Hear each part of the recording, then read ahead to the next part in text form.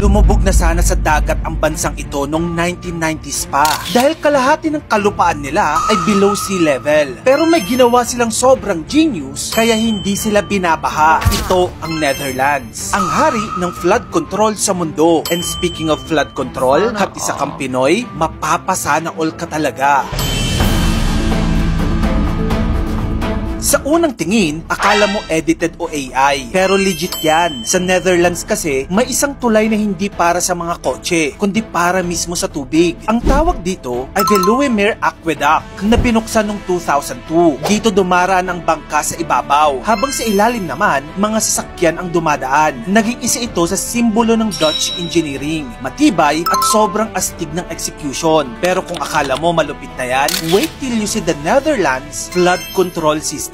Alam mo kasi halos kalahati ng Netherlands literal mas mababa pa sa dagat. Kung walang flood control, matagal na silang lunod. Pero dahil matalino sila, ginawa nilang best friend ang tubig. Hindi lang basta takot sa baha, inaral nila kung paano i-control at i-harness ito. Pagkatapos ng deadly North Sea flood noong 1953 na pumatay ng napakaraming tao, nagising ang Netherlands. Dito pinanganak ang Delta Works, isang series of dams, dikes at storm surge barriers. Sa sobrang genius ng pagkakagawa dito, tinawag itong one of the 7 wonders of the modern world. Ang engineering nito parang galing sci-fi, pero totoong buhay. Para bang sinabi nila sa dagat, hanggang dyan ka lang ha, bawal lumampas. Ang isa sa projects ng Delta Works ay ang Astla Deck, isang seawall na 32 kilometers ang haba. Parang Quezon City hanggang Bulacan na yan. Ang Netherlands ay nag-construct ng napakahabang pader sa gitna ng dagat. At hindi lang basta pader ha, ginawa nilang highway ito sa ibabaw. Ibig sabihin, habang nagbabiyahe ka sakay ng kotse, sa ilalim mo, tinitigil ang dagat para lamunin ang kanilang lupa. Dahil dito, ang dating saltwater bay, ginawa nilang freshwater lake na, kontrolado at ligtas. Kung sa Pilipinas, emergency style tayo gaya ng plastic drums at prayers bago umulan, sila 32 kilometers na concrete seawall na tumatagal ng daang-daang taon. Ganoon kalupit mag-isip ang mga Dutch. Pero kung may bida sa lahat ng flood control projects nila, ito yon, ang Maasland Carrying, isang giant storm surge barrier na parang higanting pinto ng dagat. Automatic siya nagsasara kapag may banta ng storm surge papasok ng Rotterdam, isa sa pinakamalaking port sa mundo. Isipin mo, parang version nila ng automatic gate. Pero hindi para sa subdivision yan ha, kundi para sa buong dagat. Built in the 1990s, hanggang ngayon, isa yan sa pinaka-advanced na flood defense system sa buong planeta. Imaginin mo na lang na may ganyan tayo sa Metro Manila. Saan kaya magandang itayo yan? Hindi lang pader at pump ang laban ng Netherlands. May real-time monitoring systems din sila, satellite data at hydrological modeling para ma-predict ang galaw ng tubig. At ang pinaka-mind-blowing, hindi nila tinatratong kaaway ang tubig. Instead, they live with water. May mga floating houses, water plazas na nagiging park kapag tuyo pero reservoir kapag umuulan. Kaya ang Netherlands, hindi lang flood-proof, kundi climate resilient din. Ang tanong,